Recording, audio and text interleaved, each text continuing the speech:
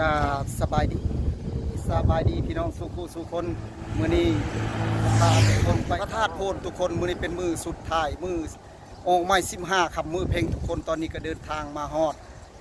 บ้านคำสว่างทุกคนเลยตอนทางหลัก35ภาคหลัก35ไปทุกคนไปเบิ่งนำกันทุกคนทุกคนตอนนี้ก็เฮาฮอดทางแหวทุกคนบ้านคำสว่างทุกคนจะเป็นป้ายทางเข้าพระธาตุโพนทุกคนตอนนี้ก็จะพาทุกคนไปกันทุกคนจะมีทีมงานสาวนางทุกคนมื้อนี้จะไปใส่สาวนางไปใส่เท่านางคุณธาตุโพนผู้ใดเห็นก็ทักทายสาวนางเด้อทักทายเลยบ่ทักทายไปเห็น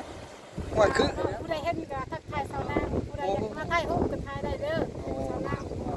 คุยธรรมดาว่าคืองามแท้สาวนางมื้อนี้ฮะไปกันทุกคนปัน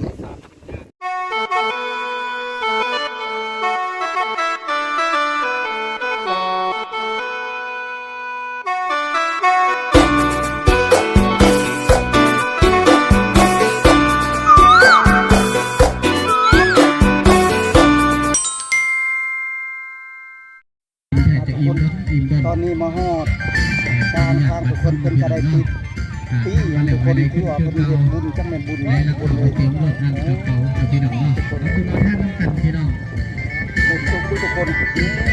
จังแม่นพรงามทุกคนพี่น้องบุญก็เคยสั่งกุศลจังสีมาซอยบุญก็เคยสั่งไว้บุญที่ได้ห้องจังใดจังสั่นกระขอเฮ็ดเส้นเป็นบุญยังก่อนนี่ฮะ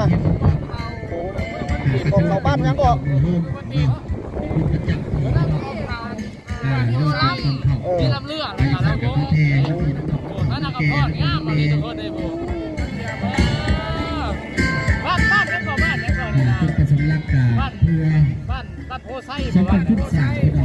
หารายได้เนาะสั่งสลาห้องท่านพี่น้องสั่งวัดว่าห้ามที่ไม่ทันเดือดร้อนดีไปจังสั่นกับพ่อแม่ด้วยให้ต้องจิตทำใจพวกเราเศร้าทุกข์เท่าเนาะ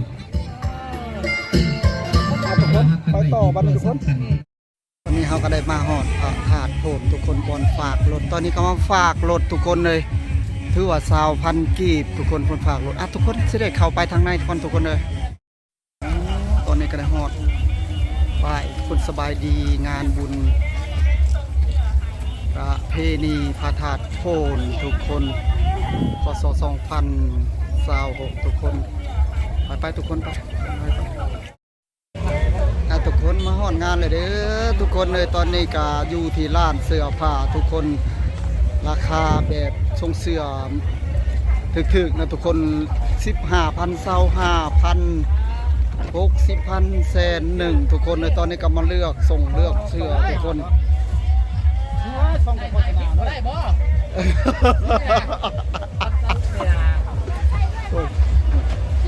เจ้าเสียวบ่โอ้เบื้องนี้เป็นเบื้องนี้เว้ยโอ้คือเจพรคือ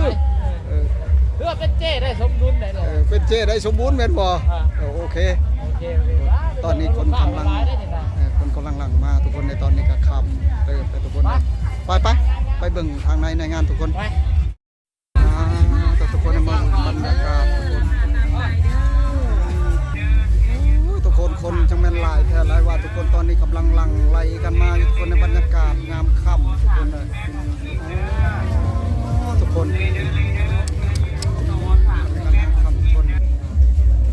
บรรยากาศทุกคนทางในอันนี้ก็จะเป็นห้างขายเครื่องจะเป็นเสื้อผ้าหน้าแพรทุกคนเลยเป็นราคาแบบถูกแน่แพงแน่ทุกคน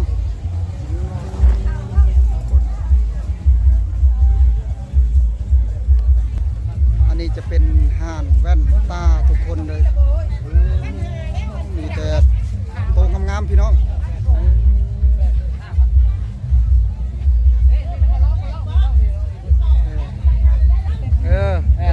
ได้เท่านั้นซื้อมาสนางแล้วแบบได้แบบนั้นเหรอเลือกก่อนเลือกรถมีตัวงามๆจานมักตัวไหนได้จ้าตัวนี้บ่มักตัวนี้บ่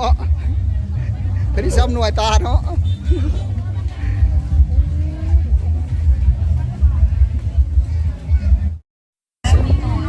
ตอนนี้ก็เป็น3 แยกอยู่นี่ทุกคนทางเข้าวัดทุกคน ราคาเริ่มต้น100,000 ทุกคนคนมาเที่ยวงานมื้อนี้เป็นมื้อสุดท้ายทุกคนมื้อออกใหม่15ค่ำเดือน3เพลงทุกคนพี่น้องเฮาก็มาทางประเทศไทยในก็มีพี่น้อง มีแล้วมีทุกคนราคาเริ่มต้น100,000ดูแล้ว วันนี้ก็จะพาทุกคนเข้าไปทางในวัดเลยทุกคนเลย ราคาเริ่มต้น100,000 ต้องได้ขายบังข้าวหลามแม่น ลีแล้ว ข้าวหลามข้าวกล้ำทุกคนเลย ราคาเริ่มต้น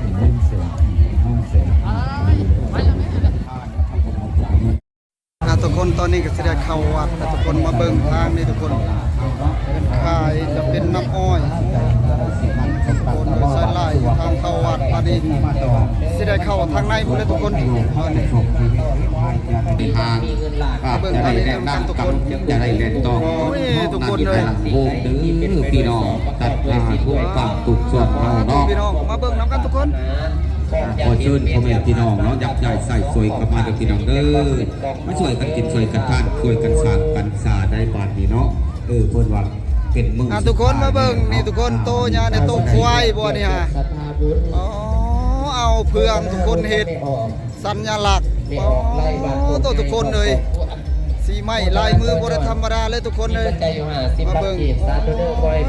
ทุกคนมาเบิ่งด้วยญาติกันถ่ายรูปทุกคนเพราะว่ามันงามมันน่ะทุกคนเฮ็ดก็ดีโอ้ทุกคนมาเบิ่งทางนี้ทุกคนเป็นงัวเกวียนทุกคนงัวเกวียนทุกคนทุกคนขากอีหลีทุกคนเลยเอาเฟืองเฮ็ดเป็นตัวงัว2ตัวทุกคนแบบใส่เกียนเลยนะทุกคนทุกคน จากที่พันกีบให้เป็นบุญเป็นกุศลเด้อกับการสร้างพระให้ได้100 ล้านฟรีเลยเด้อถึงเลข3ตัวแล้วเนาะให้ร่ำให้รวยปรารถนาสิ่งใดก็ได้สิ่งนั้น วันนี้จะมาเบิ่งทางนี้ทุกคนเป็นแบบกองเขาใหญ่อะนะเพิ่นเห็นแต่บ่แม่นว่ากองเขาทุกคนแบบเขายังบ่ทันพลาดบ่ทันหยังทุกคนยังเป็นเม็ดทุกคนเลยทุกคนทุกคนก็ได้มาถ่ายรูปทุกคนเพราะว่ามันงามทุกคนเลยมาเบิ่งทางนี้ทุกคนจะมีหยังข้างในเห็นแล้วบ่ทุกคนจะมีบาททุกคนอยู่นี่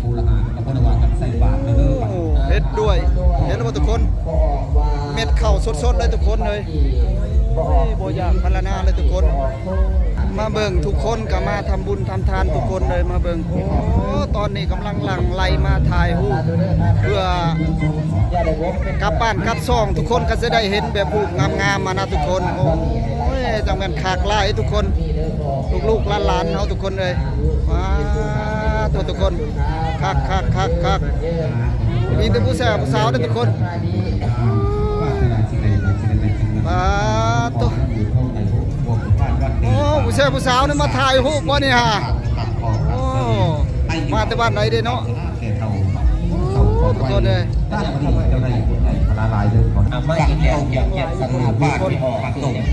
ไปกันทุกคนทุกคนเลยตอนค่ำคนแห้งหลังมาทุกคนมาเบิ่งบอลเสียงซี่พี่น้องเลยคน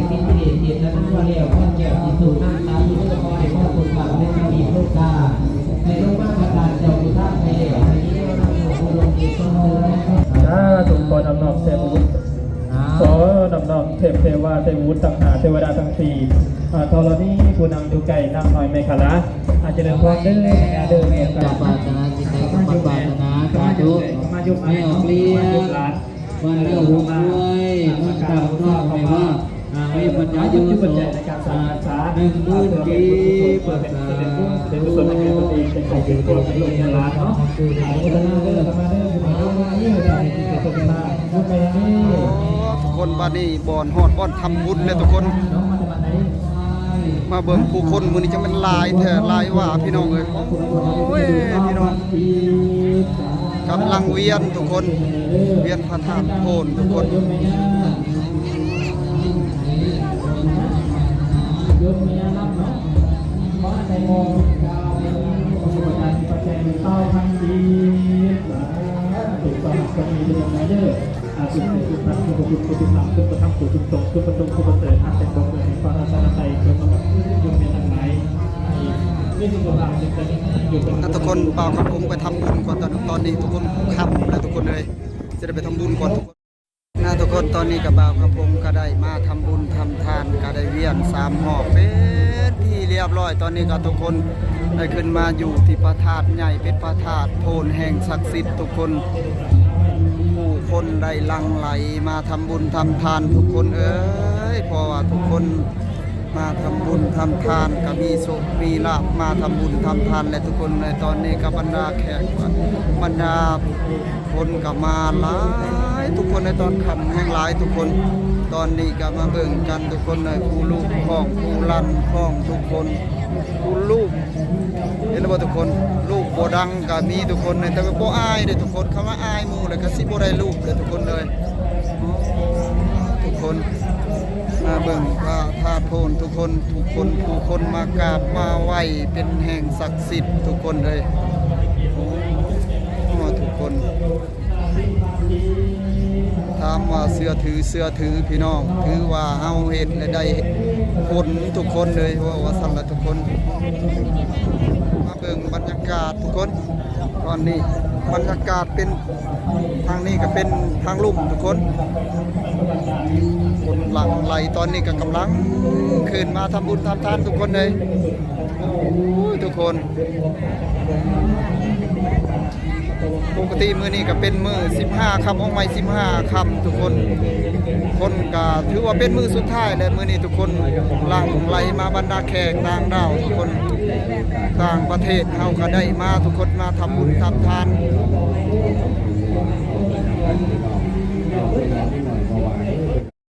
บัดนี้จะพาทุกคนมาเบิ่งรถซิ่งทุกคนเลยโอ้จะเป็นรถไฟไต่ล่างทุกคนเลยโอ้ทุกคน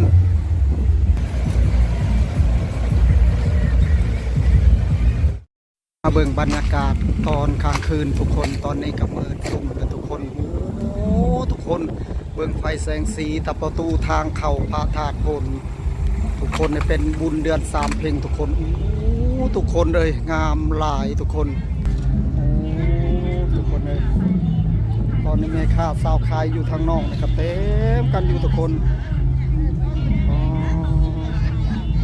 มาเบิ่งบรรยากาศตอนกลางคืนทุกคนเลยแม่ค้าข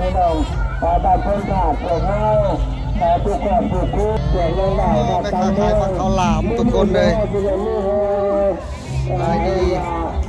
ทุกคนทางนี้จะเป็นตีนไก่มีไก่ใหญ่ทุกคนพูดเห็นแล้วบ่ทุกคนทุกคนเลยสุดยอดเลยทุกคน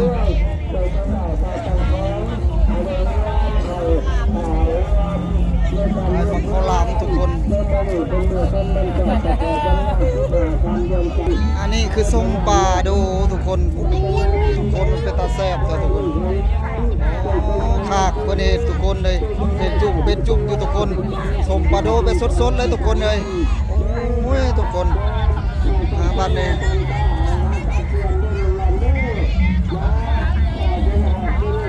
ทางนี้จะเป็นมะพร้าวน้ำหอมทุกคน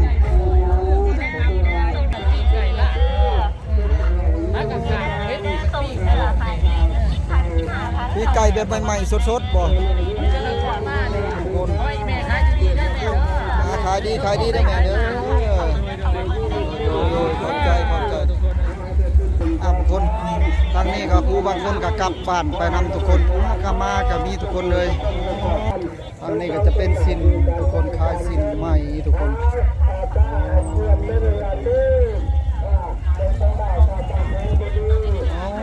กองคำหวานทุกคนมาเบิ่งบรรยากาศกลางคืนทุกคน